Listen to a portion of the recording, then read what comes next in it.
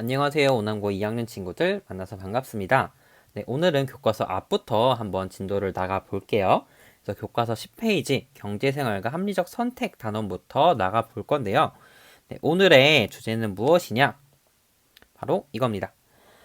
우리가 쓰는 스마트폰 어떤 경제활동을 거쳤을까?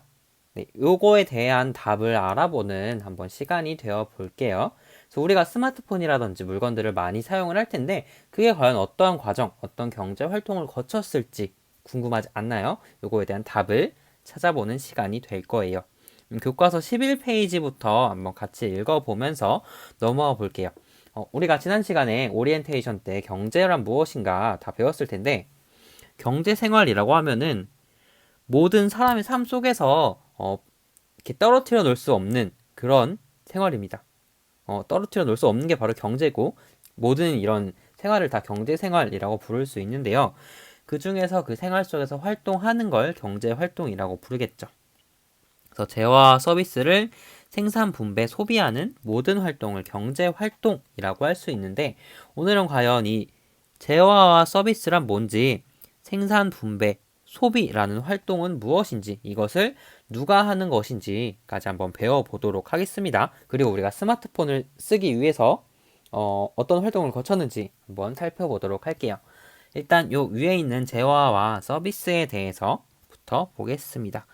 일단 재화라고 한다면 구체적인 형태가 있는 물건을 얘기를 해요. 위에 나와 있는 것처럼 음식, 옷, 집과 같이 우리가 볼 수도 있고 만질 수도 있는 물건들, 사고 파는 물건들을 바로 재화라고 합니다. 유형의 물건이겠죠. 그리고 선생님 지금 하는 교육이나 아니면 병원 가서 진료받는 거 이런 거는 뭐 만질 수 있는 물건이 있어요? 없죠. 하지만 우리가 돈을 내고 무언가 구입하는 것들도 있잖아요. 그런 것들을 바로 인간의 행위라는 서비스라고 부르게 됩니다. 이렇게 두 가지를 합쳐서 상품이라고 불러요. 네. 그래서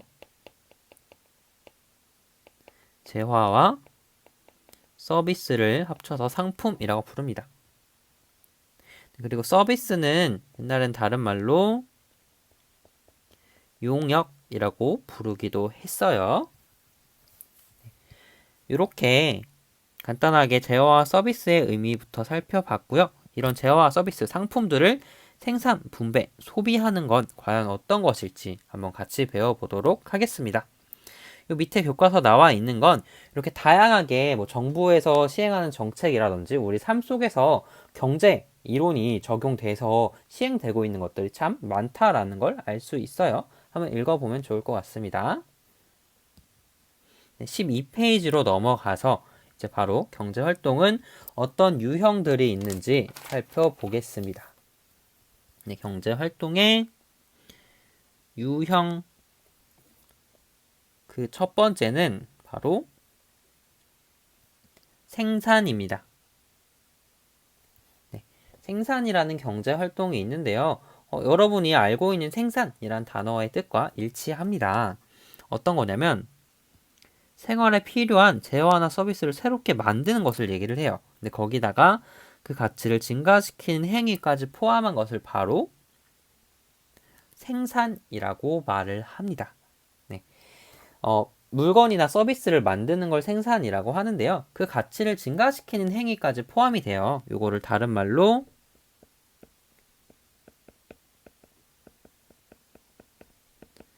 부가가치의 창출하는 행위다 라고도 말을 할 수 있을 것 같아요. 부가가치, 새로운 가치를 만들어내는 일을 생산이라고 말을 합니다. 우리는 그냥 단순하게 재화 어떤 물건을 만드는 것만 생산이지 않을까라고 생각할 수 있는데 한번 교과서 밑에 내용을 볼게요. 과연 자동차라는 물건이 있을 때 이 자동차를 만드는 것만 생산일까? 우리가 그냥 단순하게 생각하면 자동차를 만든다, 생산이다 라고 이렇게 생각할 수 있겠지만 여기 첫 번째 자동차를 제조하는 것 자동차를 새로운 이런 재화를 만드는 거니까 당연히 생산이라고 할 수 있겠죠. 그런데 우리가 이 자동차를 사고 사용을 하려면 구매를 하려면 어디선가 팔아야 될 거 아니에요. 그러려면은 만약에 해외 외제차예요. 아니면 뭐 다른 멀리 지방에서 차가 만들어졌어요. 그럼 그 자동차를 살 수 있도록 우리의 가까운 곳으로 운반해 주는 것, 이런 운송 같은 것도 얘는 서비스겠죠. 물건을 옮긴다는 서비스를 제공을 하는 것도 생산이라고 할 수 있고요.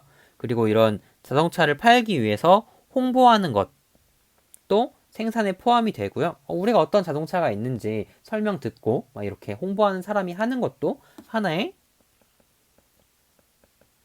서비스라고 할 수 있을 것 같습니다. 또 우리가 자동차 매장, 가게에 가서 어떤 자동차가 있고 설명을 듣고 직접 구매를 해서 결제를 하는, 이렇게 자동차를 누군가가 판매를 해야 얘도 서비스겠죠? 자동차를 우리가 사서 사용을 할 수 있을 겁니다. 이런 것처럼 생산이라는 게 꼭 물건을 이렇게 만드는 것만 포함되는 것이 아니라 여러 가지 서비스들도 서비스를 만드는 것도 생산에 포함이 되는 거예요. 그래서 몇 가지 예를 들자면, 예를 들어서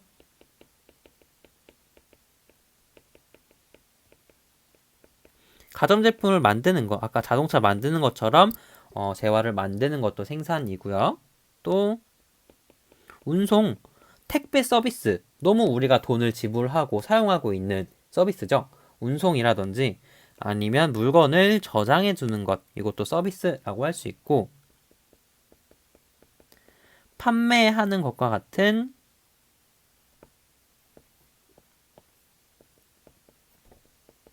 서비스도 바로 생산이라고 할 수 있고요. 또 은행에서 제공하는 금융 서비스, 우리의 돈을 맡아주고 이자를 준다든지 아니면 대출을 해준다든지 아니면 투자 상품을 준다든지 이런 식으로 은행에서 제공하는 서비스를 만드는 것도 바로 생산이라고 할 수 있습니다. 첫 번째 경제 활동의 유형을 봤고요. 두 번째는 분배라는 것이 있어요. 분배 어떤 뜻이에요? 무언가 나눠주는 거라고 할 수 있겠죠. 그래서 생산 활동에 참여하고 생산 요소를 제공하고 그에 대한 대가를 받는 것, 이것을 분배라고 한다라고 하는데, 이게 무슨 말이냐? 생산 요소란 과연 무엇일까? 분배는 여기 한번 필기를 해볼게요. 우리가 생산을 하려면 무언가 필요할 거예요. 그냥 갑자기 땅에서 뿅 하고 물건이 생기는 게 아니잖아요. 그래서 생산에 필요한 요소들을 바로 생산 요소라고 부릅니다. 이런 생산 요소는 어떤 것들이 있냐?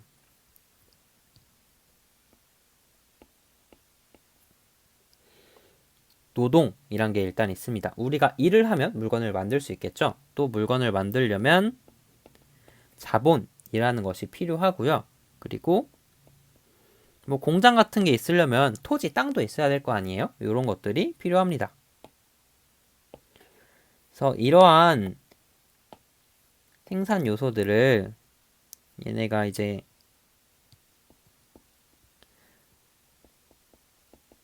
3대 요소다 라고 얘기를 하고요. 요새 현대 경제에서는 회사를 운영하는 경영도 생산 요소로 취급을 하기도 해요.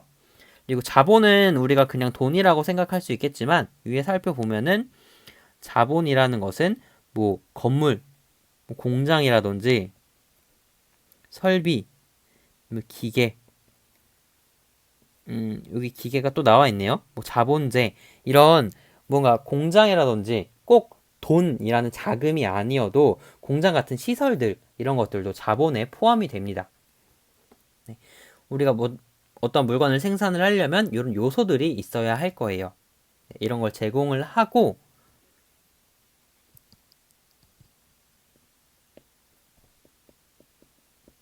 대가를 받는 것을 바로 분배라고 합니다. 하나씩 살펴볼게요. 그래서 노동에 대한 대가는 우리가 일을 해요. 그거에 대한 대가로 돈을 당연히 받겠죠. 그게 바로 분배인데, 노동에 대한 대가는 임금이라고 말을 하고요. 우리가 자본을 대줬다. 아니면 공장을 빌려줬다. 뭐 이런 시설을 빌려줬다. 이런 자본에 대한 대가는 이자라고 합니다. 그리고 땅을 빌려줬다. 토지에 대한 대가는 토지, 사용료, 지대라고 말을 하고요. 경영에 대한 대가는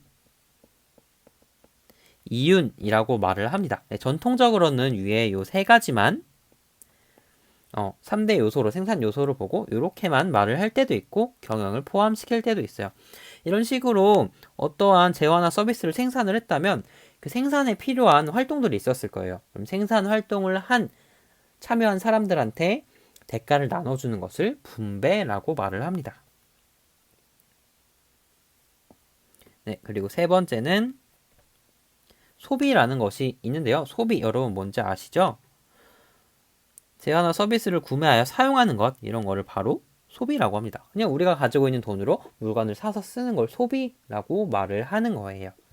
네, 이렇게 세 가지의 경제 활동 유형에 대해서 살펴봤어요. 네, 여기서 이 세 가지에 대해서 또 할 말이 있는데 이게 경제 활동이기 때문에 효율성이라는 거를 세 가지가 모두 따르게 될 거예요. 뭐냐면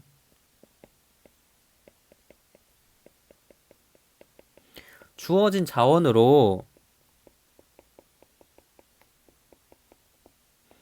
가장 큰 효과를 내는 게 당연히 좋겠죠? 그래서 우리가 물건을 살 때도 내가 10,000원을 썼어요. 그럼 그 10,000원으로 제일 좋은 물건을 사는 게 당연히 효율적일 거 아니에요.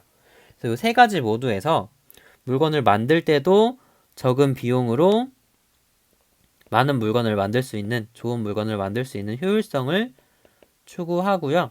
그리고 분배, 사람들한테 돈을 나눠줄 때도 사람들이 더 만족할 수 있게 돈을 주면 좋겠죠? 아니면 생산을 효율적으로 하기 위해 돈을 분배하면 좋겠죠? 그래서 얘도 효율성을 따르고 아까 설명한 것처럼 소비도 효율성을 추구합니다. 근데 모두 다가 효율성만 추구할 수는 없어요. 왜냐면 형평성이라는 것도 고려를 해야 되기 때문입니다. 형평성은 쉽게 생각하면 공평성이라고 말을 할 수 있어요. 선생님이 아무리 일을 잘해서 막 물건을 많이 만든다고 해도 내가 막 돈 1,000원 받고 일을 해요. 그럼 이건 공평하지가 않죠. 나는 막 굶어 죽는데 이 회사에서는 적은 돈으로 일을 시킬 수 있다고 막 좋아하고 분배를 해주는 거예요. 그러면 안 되겠죠. 그래서 공평한 사회를 위해서 분배에서만큼은 효율성 플러스 형평성이란 잣대가 필요합니다. 두 가지를 동시에 추구해야 되는 게 바로 분배예요. 당연히 돈을 나눠주는 과정에서는 이런 사회가 아름답게 만들어질 수 있도록 형평성을 추구해야 되는 겁니다. 네, 이렇게 한번 살펴봤고요. 밑에 자동차에 대한 내용을 한번 더 볼까요? 아까는 생산에 대한 내용만 봤었는데 자동차를 생산하는 과정에서 이루어질 수 있는 다른 경제활동 유형은 뭐가 있을까 한번 생각을 해봅시다. 자동차가 생산이 됐어요. 그럼 자동차를 보관하는 일은 뭘까요? 이런 운송하고 홍보되고 파는 중간에 보관이 된다. 이거는 생산활동의 한 유형입니다. 그것도 뭔가 새로운 서비스를 만들어내는 거죠. 그리고 자동차를 만들 때 참여했던 노동자들, 일을 했던 노동자들한테 임금을 준다. 어떤 거예요, 이거는? 그쵸? 노동에 참여한 대가를 주는 분배라고 할 수 있겠죠. 하나만 더 볼까요? 자동차를 다 완료를 했어요.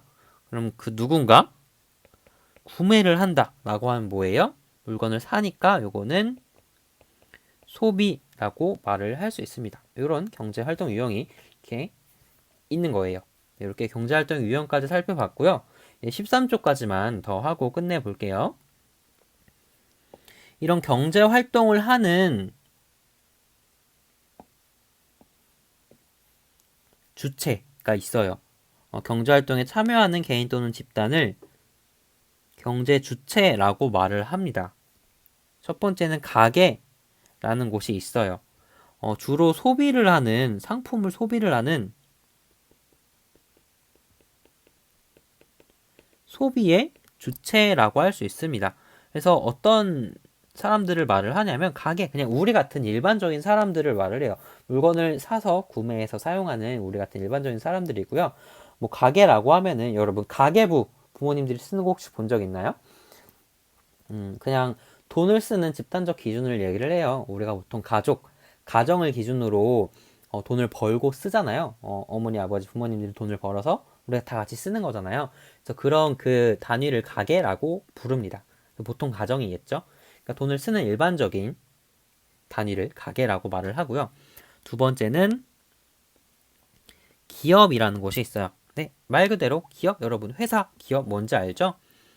생산을 하는 주체입니다. 재화나 서비스를 만들어내는 뭐 여러 가지 회사들 이런 걸 기업이라고 부르고요. 또 정부라는 곳이 있는데 정부는 생산을 하기도 하고 소비를 하기도 하고 우리한테 세금을 걷기도 하고 나라 전체가 잘 돌아갈 수 있도록 뭐 다양한 재화 서비스도 제공을 하고 생산과 소비도 하는 주체가 바로 정부입니다. 그리고 마지막으로 외국, 우리가 해외 물건을 사기도 하고 해외 사람들이 우리나라 물건을 사기도 하죠. 그래서 외국도 이런 경제 활동을 하는 주체 중에 하나라고 할 수 있어요. 이런 가계, 기업, 정부, 외국의 구체적인 내용은 뒤에서 다시 한번 다루게 될 거예요. 그리고 우리가 아까 배웠던 재화와 서비스는 이런 경제 활동에서 경제 활동을 하는 사람이 아니라 그런 경제 활동을 하는 사람들이 쓰는 거잖아요. 쓰이게 되는 거, 이걸 바로 객체라고 부릅니다. 직접 참여하는 주체가 있다면 그 주체들이 사용하는 객체, 그것이 바로 재화와 서비스라는 상품이 되는 거예요. 네, 이렇게 우리가 용어에 대해서는 다 살펴봤고요. 이제 이런 용어를 가지고 처음에 선생님이 물어봤던 우리가 쓰는 스마트폰 어떤 경제활동을 거쳤을까를 한번 생각해 보겠습니다.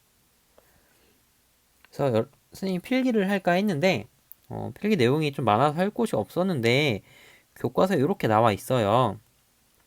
100쪽의 내용을 미리 참고하면 좋겠다. 뒤에서도 다룰 내용이지만 미리 한번 요 100쪽의 표를 가지고 살펴보도록 하겠습니다. 100쪽 한번 넘어가 볼까요? 100쪽의 요 그림을 한번 볼게요. 요 그림이 어려워 보이지만 전혀 그렇지 않습니다. 선생님이랑 한번 생각을 해 볼게요. 여기서 두 가지가 있어요. 첫 번째는 여기에 보시면 실물의 흐름이라는 것이 있고 두 번째 화폐의 흐름이라는 것이 있는데 화폐는 뭐죠? 돈이죠, 돈. 너무 두꺼워서 잠시만요. 돈이죠, 돈. 돈이 어떻게 흘러가느냐? 실물은 재화와 서비스 같은 상품들이 어떻게 흘러가느냐라고 생각을 할 수 있어요. 요 흐름을 가지고 한번 생각을 해볼게요. 그래서 어떻게 이루어지는 것이냐면 일단 우리가 되는 가게부터 한번 생각을 해볼게요. 일반적인 사람들 가게라고 했죠? 좀 사람 같나요? 우리가 스마트폰을 사용하기 위해선 어떤 과정들을 거치게 되냐면요. 일단 누군가 스마트폰을 만들어야겠죠. 그 스마트폰을 만드는 건 바로 이 기업입니다. 뭐 S전자라고 말을 해 볼게요. 그러면 이 기업에서는 스마트폰을 생산을 하기 위해서 일단 생산 요소가 필요합니다. 이런 생산 요소가 거래되는 곳이 바로 생산 요소 시장이에요. 이게 어떤 뜻이냐면 우리 같은 일반적인 사람들이 이런 생산 요소 시장에 생산 요소를 제공을 합니다. 우리가 가서 노동을 제공할 수 있겠죠. 그리고 누군가는 공장 갔나요? 공장을 제공할 수도 있고 아니면 토지를 제공할 수도 있고 뭔가 자본, 토지 같은 것들 이런 것들을 제공을 해서 이 회사는 핸드폰을 만들 수 있는 겁니다. 이런 것들이 우리 같은 사람들이 제공을 하는 거예요. 제공을 하면은 이게 기업, 회사를 거쳐서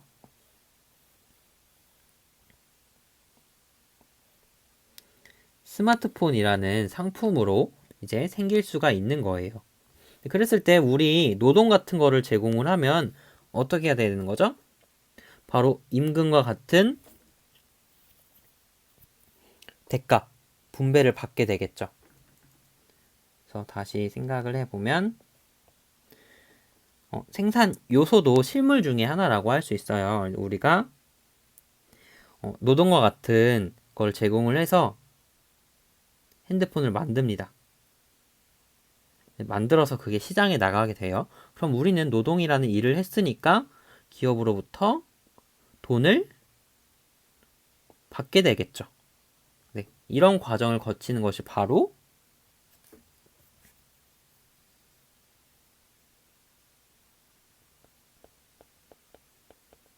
분배다라고 할 수 있어요. 네. 우리가 돈을 벌려면 결국엔 기업에서 물건을 만들어야 돈을 벌 수 있는 거예요. 이렇게 제공이 되게 되고요. 기업은 그러면은 생산 요소를 통해서 물건을 만들어서 생산물 시장, 재화나 서비스가 판매되는 상품 시장에서 이제 스마트폰을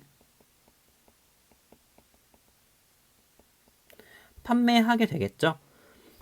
뭐 그 과정에서 이 스마트폰을 배달하는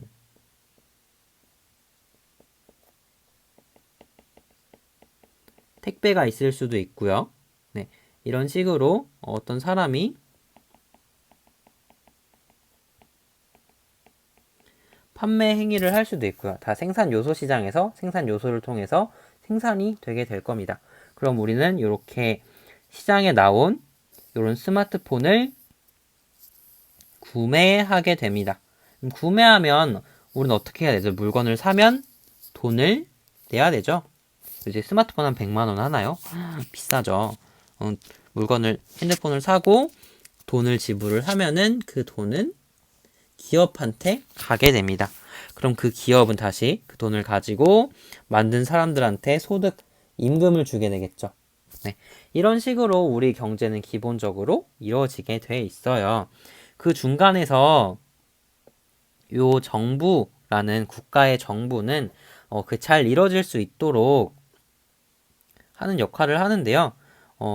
그런 물건들을 직접 사기도 하고 아니면은 사람들을 일을 시켜서 정부에서 직접 무언가 만들기도 하고 그리고 세금을 걷어서 우리들한테나 기업한테나 뭔가 혜택을 주기도 합니다. 뭐 대표적으로 공공재 뒤에서 배울 건데 뭐 국방 같은 거 우리한테 조세를 걷어서 군대를 운영하고 있기 때문에 북한과 전쟁이 일어나지 않고 있죠. 이런 식으로 뭔가 혜택을 제공하면 돈을 받기도 하고 아니면 정부 지출이라는 거는 정부가 돈을 쓰는 건데 예를 들어서 이런 S전자에서 만든 스마트폰을 정부가 구입을 해가지고 뭐 정부 요원들이 쓰는 스마트폰을 제공한다. 뭐 이런 식으로 사용을 할 수가 있겠죠. 공공재, 뭐 공공 서비스라고 하기도 하고요. 네, 이렇게 이루어지는 것이 바로 경제 생활입니다. 그리고 외국도 있을 수가 있겠죠. 네, 사과를 먹는 그 A전자라고 합시다. 이런 A전자에서도 우리가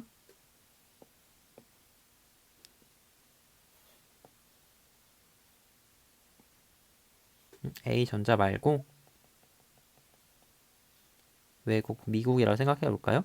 뭐 미국에는 미국 사람들도 있고 A전자도 있고 등등 여러 사람들이 있겠죠. 그래서 우리나라의 갤럭시를 외국에 판매하고 수출하기도 하고 A전자에서 이 사과폰을 사오기도 하고 이루어지게 될 겁니다. 네. 이런 식으로 이루어지는 것이 바로 경제 활동이에요. 그럼 우리가 스마트폰을 사기 위해서 생산 요소를 제공하고 분배를 받았죠. 그리고 기업에서 그 물건을 팔면서 우리는 그것을 사게 됐죠. 그 과정에서 소비도 이루어지게 됐고요. 그리고 요 생산 요소 시장, 우리가 일을 함으로 아니면 자본이나 토지를 제공함으로써 물건을 만드는 요 과정에서 생산도 이루어지게 됐습니다.